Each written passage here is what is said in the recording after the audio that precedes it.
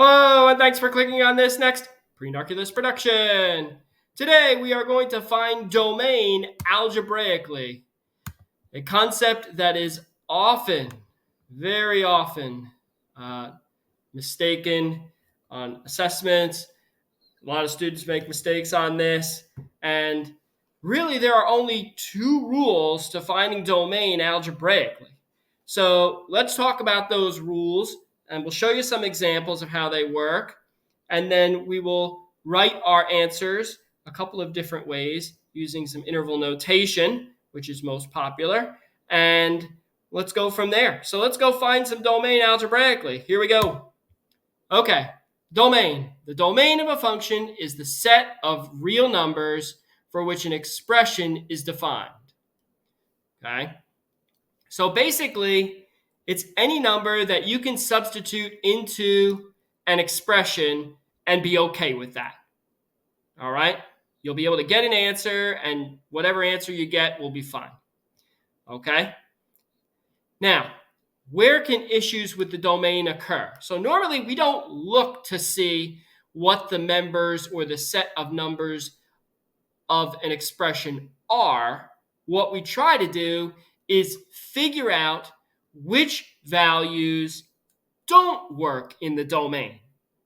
And then we throw those values out and write our answer without those values that we decided to get rid of. Okay, so we kind of do it the opposite way, but it's the same idea and it works a little easier. So where can issues with the domain occur? Number one, the denominator of an expression cannot be zero. You cannot have zero in the denominator. Okay, this is not possible. All right, it's undefined. Mathematically is what we'd write. If you have a zero in the denominator, you have something that's undefined in this class. Okay? Why is it undefined? Well, let me put another number up here in the numerator. Let's say I had a 7 over 0. And I said, okay, take 7 and divide by 0. Well, in probably 3rd or 4th grade, you learned to write this. 0 goes into 7. So what number do I put up here in the quotient to multiply by 0 to get 7? Well, it's impossible. It doesn't matter what number you put up here, the answer is always going to be the same, right? No matter what number you put up here, you're going to multiply by 0 and it's going to give you 0 down here. So I can't define what number actually belongs up there. I can't do it. It's impossible. So we say this is undefined. So the denominator of an expression cannot be 0. So if you have an expression or a function where that has a denominator with a variable in it, you have to consider this possibility. And the second possibility is an even root cannot be negative. So a square root, okay, so if I have the square root of x, whatever it is, that's an even root. There's a 2 out here, all right, that you don't see. We just don't write it. If it's a 4th root, you'd have to consider it. A 6th root, you'd have to consider it.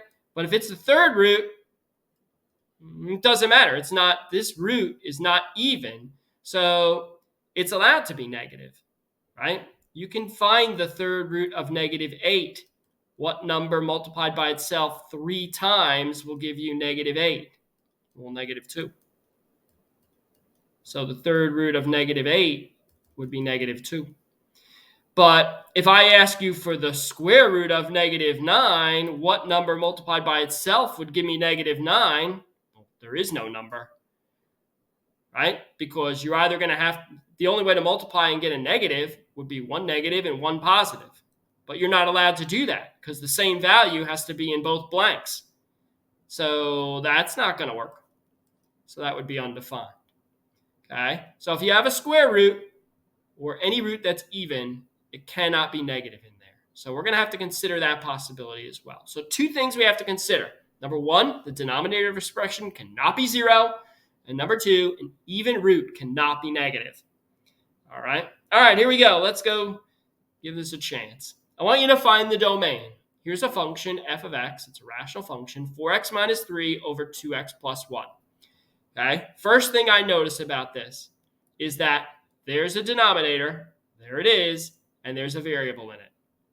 And I know this denominator is not allowed to be 0. So what I'm going to do is I'm going to figure out where it is equal to 0. So I'm going to take 2x plus 1 and set it equal to 0. So I'm going to solve this simple equation. I'm going to subtract 1 on both sides and divide by 2. And I get x equals negative 1/2.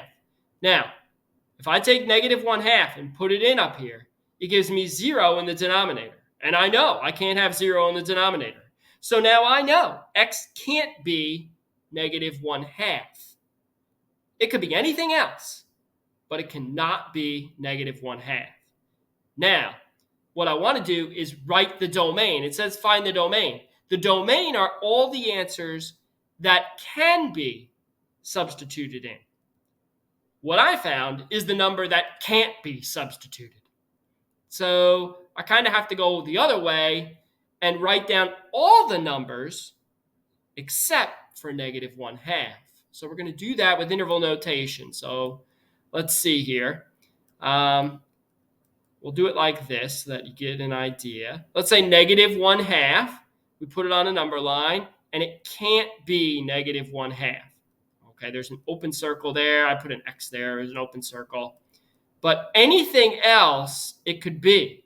So my domain in interval notation will be negative infinity all the way to negative 1/2. Now I can't include negative 1/2, so I need a parenthesis, right? If I put a parenthesis, it means not included. In the union with, now I want to include all the numbers on the other side of negative 1/2. So I'm going to start with negative 1/2 again in parentheses and go to positive infinity. This is the domain. All the values that work or that can be substituted in there. All right, let's look at B. G of x equals x minus 7 over x squared plus 3x minus 4. Rational expressions. We're going to look a lot at these in the next chapter. So again, I need to know where this denominator is equal to 0 because I got to throw those answers out. Okay, so now this is a quadratic. Well, this quadratic could be factored, so I have to factor it. All right, I got to find two numbers that multiply to be negative 4 and add up to 3. So that's going to be 4 and negative 1. So x plus 4 times x minus 1, that's how that factors, equals 0. Now I need to solve this for x. So I have to split these apart, set them both equal to 0. I solve the first one, I get x equals 1. I solve the second one, I get x equals negative 4. Now remember, what are we finding? We're finding the numbers that don't work in that expression. These numbers don't work, but all the other numbers work. So we have to write the domain. So let's go back to our number line and see if we can put this in interval notation. Negative 4 doesn't work. 1 doesn't work. Everything else works. So if you look, our domain is going to have 3 intervals. 1, 2, 3. Let's write them. Negative infinity to negative 4, parenthesis, I don't want to include it. Union, negative 4, I don't want to include it. Through 1, don't want to include it. Union, 1, don't want to include it. To infinity. This is the correct domain for that expression or that function up there. Okay? So again, what we're doing is we're kind of doing it backwards. We're figuring out the numbers that don't work, and then we're using those numbers to write the numbers that do work. All right, let's try a couple more. So here we go. Here's that radical issue. Remember, even roots, okay? Even roots have to be positive inside the radical. So this function, square root of x plus 7. I need what's in here. When I plug in a number for x, I need it to be positive or 0. It can't be negative, okay? It can be 0 because the square root of 0 is just 0, right? We know that, okay? But once I go to the negative side of the number line, no good. So what I need is x plus 7, whatever number comes out, to be greater than or equal to 0. So let me solve this for x. I know x has to be greater than or equal to -7. And you can check, right? Take numbers that are, if you take -7 and put it in here, you get 0, square root of 0, 0. If you put -6 in, you get square root of 1, that's 1. You put -5 in, you get the square root of 2, that's 1.41, okay? So that's okay, right? I don't care that it's not a whole number. I just care that what's inside here isn't a negative. Look at numbers on the other side of -7 on the number line. So -7 is a good answer, okay? It's allowed to be -7. That's a closed circle. And anything greater than that. So look at like -8, -10. If I take -8 or -10, put it in there, I'm going to get the square root of a negative. I can't do that. So the domain in interval notation will be bracket. I want to include -7 up to infinity. Everything on the left side of -7 will make this a number a negative, so I can't include any of it. There's my domain. That's my answer. Now, this final one is like a combination of the two. So h of x is equal to 3 over square root 4x minus 1. Now I have two issues here. I got to check them both. First thing is that, well, if the denominator comes out to be 0, then it's no good. So if 4x minus 1 is equal to 0, I can't have that. So if I add 1, 4x equals 1, divide by 4, x equals 1/4. Well, then x can't be 1/4. Nope. Because if I take 1/4 and put it in here, it gives me the square root of 0, but the square root of 0 is 0, and then I'll have a number over 0, and that's not allowed. Now, the other thing is that I have a square root.